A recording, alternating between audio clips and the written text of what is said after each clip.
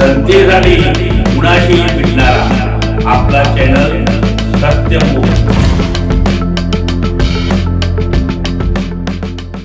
इचलकरंजी येथील IGM hospital नजीकच्या ज्ञानेश्वर गल्लीतील ओंकार डोंगरे यांच्या घरात कुणी नसल्याचं पाहून आत प्रवेश करून रोख रकमेसह 2.5 तोळे वजनाचं सोन्याचं मंगळसूत्र चोरी केलेल्या ऋषिकेश सापली वय वर्ष 25 याला शिवाजीनगर पोलिसांनी तक्रारीनंतर 12 तासात पकडलं। IGM नर्सेस क्वार्टर्सच्या मागे असलेल्या ज्ञानेश्वर गल्लीत राहणाऱ्या ओंकार सदाशिव डोंगरे त्याच्या घरी कोणी नसल्याचं बघून थेट घरात घुसून आणि कपाटात असलेल्या 2.5 तोळे वजनाचं सोन्याचं दागिने आणि काही रोख रक्कम घेऊन पसार झाला। त्यानंतर उशिरा डोंगरे यांना दागिने व रक्कम नसल्याचे लक्षात आलं। शिवाजीनगर पोलिसात अज्ञाताच्या विरुद्ध फिर्याद दिली।